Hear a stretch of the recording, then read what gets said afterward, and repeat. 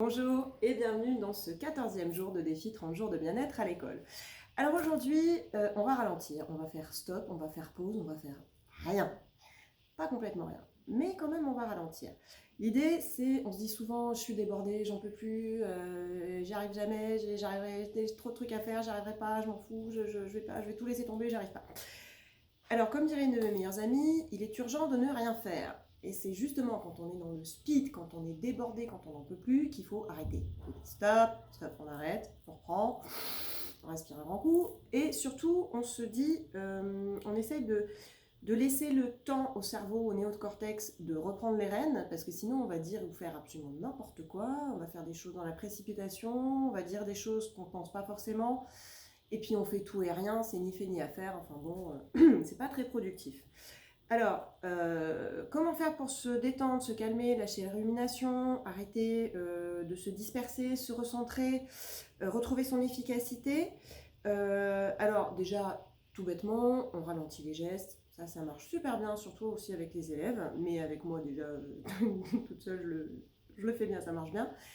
Quand tu sens que t'en peux plus, tu ralentis, tout simplement. Tu fais tout au ralenti. Alors pas pendant toute la journée non plus, hein, mais voilà, juste hop, déjà ça redescend, on se concentre sur des gestes simples, sur des choses toutes bêtes, on regarder, observer, sentir, et puis on force le cerveau à lâcher prise et redescendre dans le centre, prendre la petite assise Durkheim, voilà. Alors, pour ça, c'est facile, tu vas me dire, mais oui, mais moi j'ai des trucs à faire, t'es mignonne, il faut quand même que je les fasse. Oui, mais je dis pas qu'il faut pas les faire, je dis qu'il faut identifier ses priorités. Parce que typiquement, quand tu cours partout, en fait, tu fais rien jusqu'au bout, tu commences un truc, tu le finis pas, et en fait, il n'y a rien qui est très productif, t'es pas content de toi, t'es pas fier de toi, t'es pas... Voilà, il n'y a rien qui marche vraiment bien. Alors, pour savoir la priorité, prioriser ses objectifs, en fait, c'est facile à dire, mais c'est pas si difficile à faire que ça. Je pense qu'il faut essayer de se connecter à ce qui te nourrit, ce qui nourrit ton moteur émotionnel et ton moteur à énergie. En fait, qu'est-ce qui te donne de l'énergie? Alors, ça peut être plein de choses, hein, pour des gens, ça peut être, je sais pas moi, de retrouver des amis, le lien avec les amis, ça peut être plein d'autres choses. Mais voilà, essayer de se recentrer sur ce qui vraiment te nourrit. Parce que si tu donnes la priorité à ça et si tu donnes de l'énergie à ça, ça va te redonner de l'énergie. Et cette énergie, elle sera disponible pour les autres choses qui ne sont pas forcément les plus passionnantes, mais qu'il faut faire et qui deviennent intéressantes à faire quand tu as à nouveau de l'énergie. Sinon, tu n'en as plus, de toute façon, tu ne fais pas. Alors, typiquement, je vais te donner un exemple tout simple. Avec mes collègues adorés, le jeudi matin, on se retrouve tous à 8h à l'école pour installer le parcours qu'on propose à tous nos élèves. Alors, moi j'aime bien, hein, c'est sympa, mais le problème c'est quand j'ai ma poupounette à la maison, c'est la course, comme tu le sais, tous les matins avec les enfants, c'est la course. Mais alors, quand dans ma tête, je me dis qu'il faut que je sois à 8h à l'école, je suis speed et je suis infâme, je suis hyper agressive avec elle, mais pas, enfin, je l'agresse pas, mais enfin, je suis hyper speed, j'arrête pas de la presser, donc elle n'a même pas le temps de se réveiller, la pauvre, que voilà, dès le câlin du matin, non, mais tu sais, ma chérie, il faut qu'on soit à 8h à l'école pour monter le parcours, voilà. Donc, résultat, qu'est-ce qui se passe? Ça se passe mal. Elle ralentit, pas pour m'embêter, mais parce qu'en fait, elle réagit comme elle peut, elle se défend avec ses propres armes contre cette énergie qu'elle ne comprend pas. Enfin bref, le résultat, c'est qu'on arrive à la bourre à l'école, encore plus à la bourre qu'à la bourre, et puis j'ai pas monté le parcours, donc je me déteste, je me trouve nulle, je me dis qu'est-ce que les collègues vont penser, etc. Machin. Bon. Et ça fait une ambiance détestable. Alors du coup, après, alors, je ne vous raconte pas, toute la journée avec mes élèves, je suis charmante. Et un jour, je me suis dit, ok, on respire, on ventile, comme dirait toujours cette amie, Léo, si tu me regardes. Je me suis dit, c'est quoi qui compte pour moi là? Est-ce que c'est d'arriver absolument à l'heure pour pas que les gens pensent que j'en ai rien à fiche ou que je suis pas intéressée ou que je sais pas quoi? Ou est-ce que c'est la relation que j'ai avec ma fille? Évidemment, c'est la relation que j'ai avec ma fille. Alors non pas que le parcours, je m'en fous complètement, c'est pas ça. C'est qu'à un moment donné, je pense que... et d'ailleurs, ça s'est confirmé. Du jour où je leur ai dit, écoutez les copains, je vous adore, mais alors le parcours quand j'ai la petite, c'est niette, je le démonte, je fais ce que vous voulez, mais je le monte pas, je peux pas arriver à 8h, c'est trop la course, c'est pas la peine. Eh bien, figurez-vous que dès le moment où je me suis dit ça, où je leur ai dit ça, nous sommes arrivés à 8h pour monter le parcours, à peu près à chaque fois avec la petite.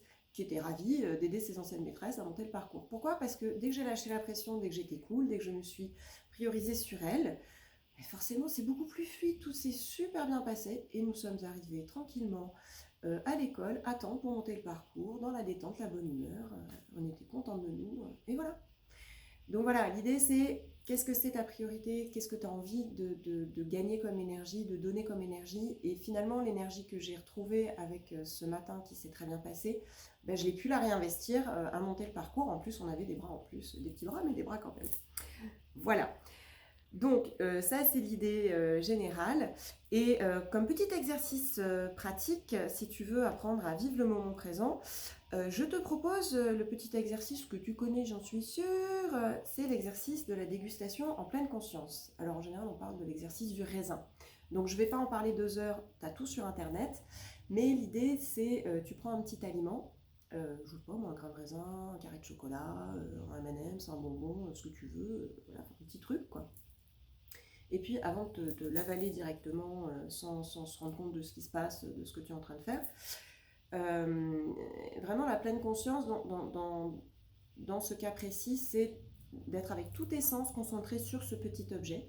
Donc par exemple, un petit carré de chocolat, tu le poses sur la table devant toi, tu l'observes, tu regardes donc avec les yeux d'abord, tu regardes sa texture, tu regardes sa couleur, tu regardes comment la lumière se réfléchit sur lui, et puis ensuite tu le touches, donc c'est toujours l'histoire de la texture, peut-être il est grumeleux, peut-être il y a des aspérités, peut-être il est tout lisse, peut-être voilà.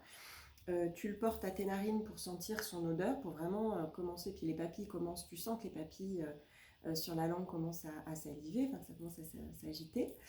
Et puis tu le places dans ta bouche, mais sans croquer, juste sous la langue pour sentir justement les papilles qui commencent à s'agiter encore plus et pour sentir son goût.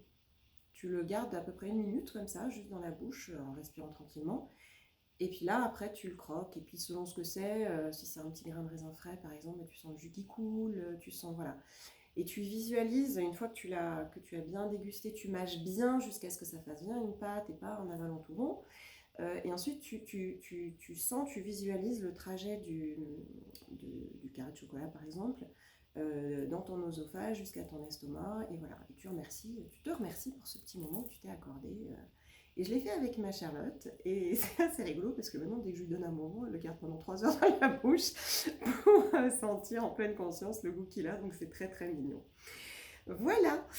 Bah écoute, je te remercie de m'avoir écouté aujourd'hui et je te dis à demain pour notre séance de yoga hebdomadaire dans son 3. À demain!